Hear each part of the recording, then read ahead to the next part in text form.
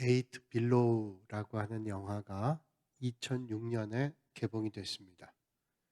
이 에이트 빌로우라고 하는 영화는 1958년에 남극을 탐험했던 탐험가들에 대한 얘기죠. 58년에 운석을 발견하기 위해서 남극에 들어갔던 대원들, 그리고 그와 함께 했던 8마리의 개썰매 개들을 얘기합니다. 이 영화에는 실화를 바탕으로 했기 때문에 실제 있었던 일이죠. 탐험대 갔다가 사고를 당하게 됩니다. 그때 함께 했던 8마리가 이 탐험대원들을 구출해 줬습니다.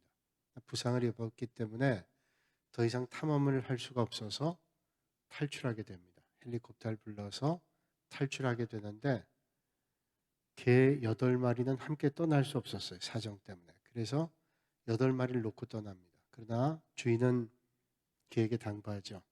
우리가 갔다가 빨리 돌아오겠노라고.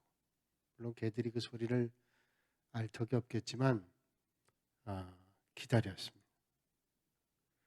무려 그 다음에 주인이 찾아간 게 얼마나 걸렸는가 하면 175일이 걸렸습니다. 175일 동안 남극에서 추운 데 아니에요? 먹을 것도 마땅하지 않고 그런 데서 개들이 견뎌내지요. 그리고 주인이 돌아오겠다는 말처럼 오랜 시간 지났지만 175일 만에 돌아가서 개를 구출합니다. 개가 자기를 구출해 준 그 은혜를 잊지 않았어요. 이탈리아의 작은 마을에 개 동상이 하나 있습니다. 피도라는 개의 동상입니다. 이 피도라고 하는 개는 물속에 빠져서 허우적거리고 개가 보통 수영을 하는데 너무 탈진해서 그 물에서 허우적거리고 있는 것을 우연히 지나던 사람이 발견해서 구출해서 자기 집에 데려가서 키웠습니다. 개가 늘 주인이 나갈 때마다 출근할 때면 나가서 인사하고 또 주인이 올 때까지 집에서 내내 기다리다가 주인이 오면 또 맞이하고 그런 기쁨의 삶을 보냈다 그러죠. 근데 어느 날 퇴근하던 주인이 2차 세계대전 중에 폭격을 맞아가지고 자동차가 전소하면서 죽었습니다.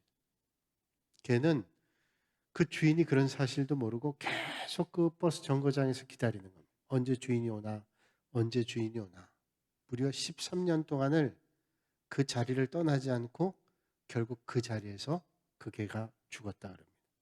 그래서 피도라는 개를 기념하면서 주인을 끝까지 기다렸던 충직한 개 동상을 세웠다라는 거죠. 모두가 다 은혜에 대한 얘기죠. 오늘 우리가 이 땅에 살면서 은혜를 베풀기도 하고 은혜를 받기도 합니다. 그러나 우리가 정말로 잊지 말아야 될 은혜는 주님의 은혜죠. 영 죽을 수밖에 없었던 우리를 구원해 주신 주님의 은혜. 성경에 보면 하나님의 은혜를 받은 사람들이 많이 있습니다. 하나님 은혜 받은 사람 가운데 어떤 사람은 은혜를 잊어버리기도 하고 은혜를 원수로 갚는 사람이 있고 은혜를 끝까지 기억한 사람들이 있어요.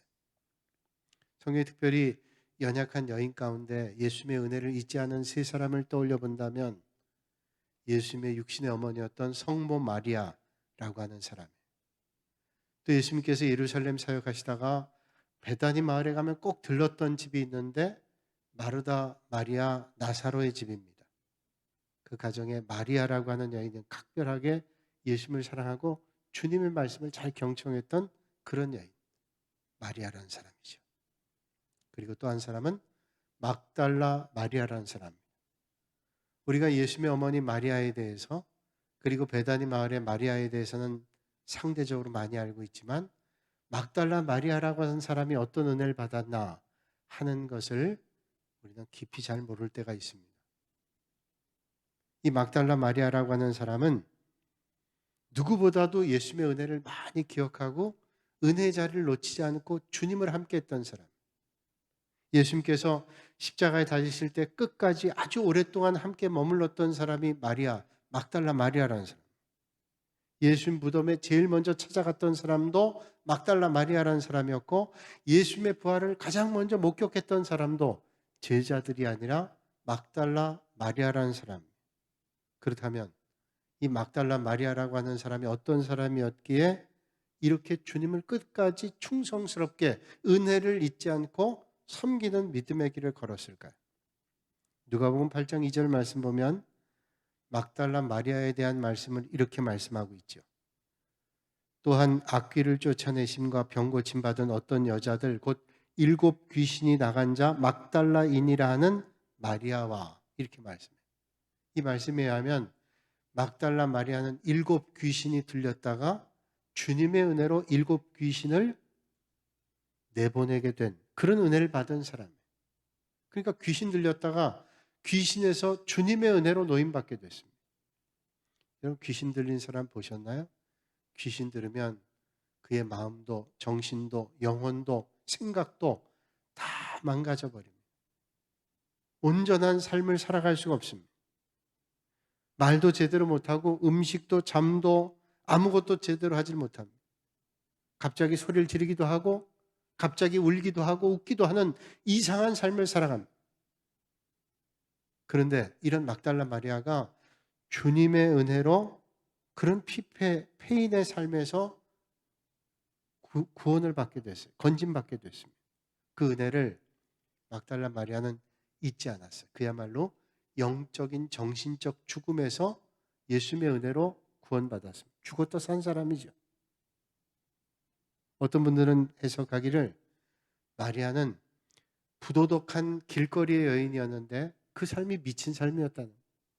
그런데 그가 주님의 은혜로 그 삶의 자리를 벗어날 수 있었다는. 그 근거로 누가복음 7장의 말씀을 근거로 둡니다. 누가복음 7장 36절 이하에 보면 예수님께서 한 바리새인이 저희 집에 와서 식사를 하시죠. 그래서 청함을 받고 바리새인 집에 들어가서 앉으셨는데 그 마을에 죄를 지은 한 여인이 성경은 그렇게 말씀합니다. 죄를 지은 한 여자가 예수님께 와서 향유를 부어드립니다. 정성껏 부어드리고 주님을 영접합니다. 그때 바리새인 말하죠. 예수님께서 선지자라면 이 여인이 어떤 여인인지 알 텐데 이 말은 이 여인이 아주 부도덕한 여인, 거리의 여인인 건 주님을 아실 것이라는 그 의하다는 거죠. 이런 여인의 향유를 주님께서 받으시다니. 막달라 마리아는 그 주님의 은혜를 받고 그 삶이 청산되고 주님의 은혜로 구원받은 사람. 그러니까 예수님을 그렇게도 진지하게 증거하고 바로 자기가 죽었다가 주님의 은혜로 살아난 사람이었기 때문에 끝까지 주님을 따랐다는 겁니다. 막달라 마리아는 죽었다 살아난 이후로 그렇게 미쳤다가 영적으로, 정신적으로, 도덕적으로 완전히 피폐된 삶에서 예수님의 은혜로 다시 살면서 주님을 사랑하며 섬기는 삶을 살았던 여인이었습니다. 그렇다면 어떻게 예수님을 섬겼기에 막달라 마리아는 끝까지 주님을 섬기고 부활의 장소에서 처음 주님을 만나고 증거하는 삶을 살았을까요? 아까 말씀드린 대로 막달라 마리아는 향유를 주님께 부어드렸습니다. 또 누가복음 8장 2절과 3절에 하면 귀신 나간 막달라 마리아는 헤롯의 청지기 구사의 아내 요한나와 수산나와 다른 여러 여자가 함께하여 자기들의 소유로 그들을 섬겼다. 자기 있는 소유를 가지고 온전히 주님을 섬겼어요. 내 것 가지고 주님을 잘 섬겼던 여인입니다. 뿐만 아니라 막달라 마리아는 갈릴리에서부터 예수님께서 예루살렘 가셔서 십자가 고난의 길 가실 때 함께했던 여인이었습니다. 마태복음 27장 55절 이하에 말씀하죠. 예수를 섬기며 갈릴리에서부터 따라온 많은 여자가 있어 멀리서 바라보고 있으니 그 중에는 막달라 마리아와 또 야고보와 요셉의 어머니 마리아와 또 세베대 아들들의 어머니도 있더라. 막달라 마리아. 갈릴리에서 온 여인들과 함께 예수님 십자가 행렬에 끝까지 따랐어요. 아마도 예수님께서 그 울부짖는 여인들을 향해서 나를 위해 울지 말고 너와 너희 자녀들 울라 라고 말씀했던 대상들이 이런 여인들이었을 겁니다. 뿐만 아니라 십자가 아래서 가장 오랫동안 머물렀던 사람, 슬퍼하며 떠난 여인도 있고 또 주님과 멀어졌던 사람도 있었을 거예요. 그런데 열 제자는 다 도망가고 다 뿔뿔이 흩어졌는데 막달라 마리아는 십자가 그 길에서 끝까지 있었던 사람. 요한복음 19장 25절에 예수의 십자가 곁에는 그 어머니와 이모와 글로바의 아내 마리아와 막달라 마리아가 섰는지라. 후에도 아리마대 요셉이라는 사람이 빌라도에 가서 예수님의 시신을 달라고 장사하겠다고. 그럴 때 그 장례의 모든 것을 본 여인이 있는데 그가 또 막달라 마리아입니다. 마태복음 27장 59절에 말씀하죠. 요셉이 시체를 가져다가 깨끗한 세마포로 싸서 바위 속에 판 자기 새 무덤에 넣어두고 큰 돌을 굴려 무덤 문에 놓고 가니 거기 막달라 마리아와 다른 마리아가 무덤을 향하여 앉았더라. 뿐만 아니라 막달라 마리아는 안식 후 첫날 부활절입니다. 예수님께서 부활하신 날이죠. 그날에 무덤을 향해 갔습니다. 왜냐하면 예수님의 그 사랑과 은혜를 기억했기 때문에 예수님의 시신에 향품이라도 좀 발라드리겠다고 가는 거예요. 가면서 과연 돌문을 어떻게 열까? 여인의 몸으로 죽음을 대한다는 게 얼마나 두려웠겠어요. 그러나 주님을 향한 사랑과 그 은혜를 잊지 못해서 갔죠. 그러다가 부활의 주님을 만나고 부활의 주님의 음성을 들었습니다. 그 말씀이 바로 오늘 본문 말씀이에요. 예수님 십자가 달려 죽으시고 아리마대 요셉이 자기 무덤에 안치했던 그 순간에 죽음의 현장에 가장 먼저 달려갔던 막달라 마리아가 주님을 만났던 장면이 오늘 말씀입니다. 오늘 말씀이 이렇게 시작되잖아요.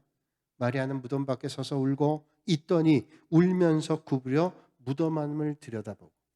그럴 거 아니에요. 사랑하는 가족이, 사랑하는 누군가가 무덤에 묻혀 있다면 처음 성묘할 때 가슴이 뛸 겁니다. 가슴이 무너져 내리는 그 아쉬움과 안타까움으로 무덤을 향할 때 얼마나 애절하겠어요. 무덤에 다가올 때 가슴이 뛸 거예요. 둥둥거리면서. 그러나 차마 그 무덤에 들어갈 수 없었어요. 예수님의 죽음을 대하는 두려움과 안타까움과 여러 가지 마음이 있었을 겁니다. 그래서 들어가지 못하고 고개를 숙여 구부려 봤어요. 마리아가 울고 있는데 주님께서 마리아 뒤에 나타났습니다. 그런데 마리아는 주님인지를 알지 못했어요. 그저 동산직인 줄 알았습니다. 그런데 예수님께서 말씀하죠. 오늘 본문 15절에 여자여 어찌하여 울며 누구를 찾느냐? 그때 예수님께서 어떤 분인지 예수님이신지를 알지 못했던 이 여인이 말하죠. 주여 당신이 옮겼거든 어디 두었는지 내게 이르소서. 그리하면 내가 가져가리다. 동산직인 줄 알고 예수님의 시신을 달라고 내가 그 예수님의 시신을 모시겠노라. 생각해 보세요. 여인의 몸으로 예수님의 죽음의 그 시신을 어떻게 옮기겠어요? 오직 주님 사랑하는 마음으로 갈망하는 마음으로 그렇게 말했단 말이죠. 그때 그 여인을 향해서 아주 낯익고 부드러운 음성으로 주님이 그 여인을 부릅니다. 마리아야. 마리아야라는 그 음성을 들었을 때 너무 놀랐을 거예요. 왜? 너무 낯익은 음성이고 정말로 듣고 싶었던 음성이 그의 가슴을 치고 왔을 겁니다. 놀랐을 거예요. 그때 그는 순간적으로 그가 늘 쓰던 사투리가 튀어났습니다. 라보니요. 여러분 본능적으로 사투리가 툭 튀어나오잖아요. 라보니요. 그때 주님께서 말씀하죠. 영의 세계를 가르쳐 주시고 사명을 말씀해 주세요. 그때 주님은 육신의 세계가 아닌 영의 세계, 땅의 세계 아닌 하늘의 세계를 보여주시면서 말씀합니다. 내가 아직 아버지께로 올라가지 아니하였노라. 이 말은 뭐예요? 하나님께로 간다는 말씀이죠. 영적 세계가 있단 말이죠. 너는 내 형제들에게 가서 이르되 내가 내 아버지 곧 너희 아버지 내 하나님 곧 너희 하나님께로 올라간다 하라 하시니. 이 말씀 뭡니까? 나는 이제 영원한 하나님 나라 가니 너는 가서 나의 부활을 내가 이렇게 영원한 하나님 나라에 간다는 것을 전하라는 이런 사명을 말씀해 주셨어요. 그래서 부활 승천하시는 주님을 온 세상에 전파하라는 명령을 받았습니다. 그는 지체하지 않고 달려가서 나머지 제자들을 만나서 이 소식을 전하죠. 18절 말씀에 제자들에게 내가 주를 보았다 하고 또 주께서 자기에게 이렇게 말씀하셨다 전합니다. 이게 부활의 첫 목격자 주님 만난 사람의 증언이었다는 거예요. 마리아의 증언이 이것으로 끝났을까요? 아마도 자기처럼 미친 귀신 들려 미쳤던 사람들에게 또 아주 피폐한 삶을 살아가는 인생들에게 헛된 것을 향해 가는 인생들에게 부활의 주님을 증거했을 것입니다. 그렇다면 마리아가 어떻게 이렇게 뜨겁게 증거하는 증인 됐을까요? 주님의 은혜와 사랑을 만나고 죽었던 인생이 살아났을 뿐 아니라 부활하신 주님을 만났기 때문에 부활하신 주님을 그 음성을 들었기 때문에 그의 인생은 증거하는 삶으로 바뀌었습니다. 오늘 부활절 아침에 부활의 주님을 만나시고 부활의 주님을 증거하실 수 있는 여러분들이 되시기를 주님의 이름으로 축복합니다. 19세기 초에는 마취제가 없었어요. 그래서 환자들이 의사를 만나서 의사가 진단할 때 당신은 수술해야 되겠습니다. 이런 말을 들으면 너무 두려웠답니다. 왜냐하면 마취 없이 수술하는 거예요. 마취 없이 수술한다는 게 얼마나 고통스러운 걸 알고 있기 때문에 외과적 수술하게 된다면 그 고통 때문에 잠 못 이루는 날을 보내고 어떤 사람은 그 겁에 질려서 자살하기도 했다. 어떤 사람은. 그게 너무 두려운 일이죠. 개복 수술은 거의 불가능하지 않겠어요? 사지절단 수술을 해야 될 때 온 고통이 거기 집중되니까 사람들이 붙어잡는 사람들이 꽤 많았다 그럽니다. 왜? 묶어놓고 붙잡고 그리고 사지절단하는 수술을 해야 됐단 말이에요. 1812년에 프랑스의 군의관이었던 나레라고 하는 사람은 전쟁터에서 24시간 동안 무려 200건의 사지절단 수술을 했다. 그때는 마취가 없이 수술해야 되기 때문에 가장 중요한 게 속도입니다. 빨리 수술하는 거예요. 빨리 수술하지 않으면 까무러치거나 죽는 거예요. 그러니까 빨리 수술해야 돼요. 1840년에 영국의 로버트 리스턴이라고 하는 외과 의사는 아주 수술을 잘했답니다. 그는 아주 대단한 실력을 가지고 빨리 시간을, 사람들에게 한번 시간 재보십시오. 내가 얼마나 빨리 하는지라고 얘기할 정도로 빨리 수술했다. 한 번은 이런 일이 있었다. 수술했는데 수술대에 있는 사람 수술하는데 그 사람이 수술 받다가 몸부림쳐가지고 묶어놓고 붙잡고 있는데도 몸부림치는 바람에 수술칼을 비껴잡아가지고 옆에 붙잡고 있던 사람을 찌르고 환자도 그러고 또 거기서 참관하고 있던 의사까지 찔렸어요. 셋 다 폐혈증으로 세상 떠났답니다.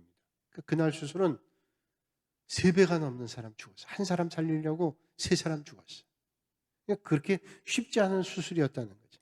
그러다가 1847년에 제임스 심슨이라고 하는 박사가 드디어 마취제를 발견합니다. 클로로폼이라는 마취법을 발견했어요.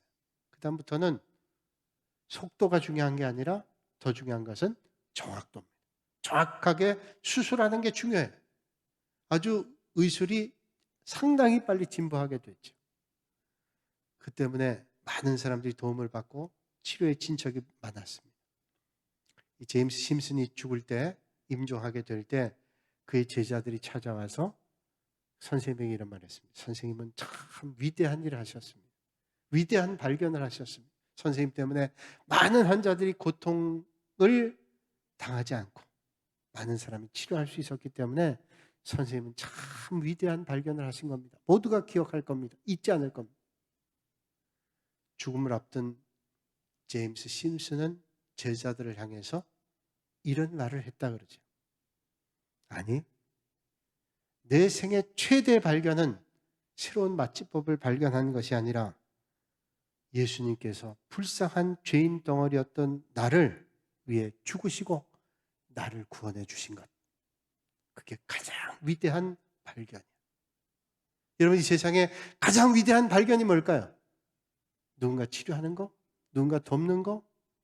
위대한 일일 거예요. 그러나 영원히 죽을 수밖에 없었던 우리를 위해서 하나님이신 예수님께서 이 땅에 오셔서 나의 죄를 다 씻어주시고 십자가에 돌려 돌아가시고 구원의 은혜를 주신 그 주님의 은혜를 발견하는 겁니다.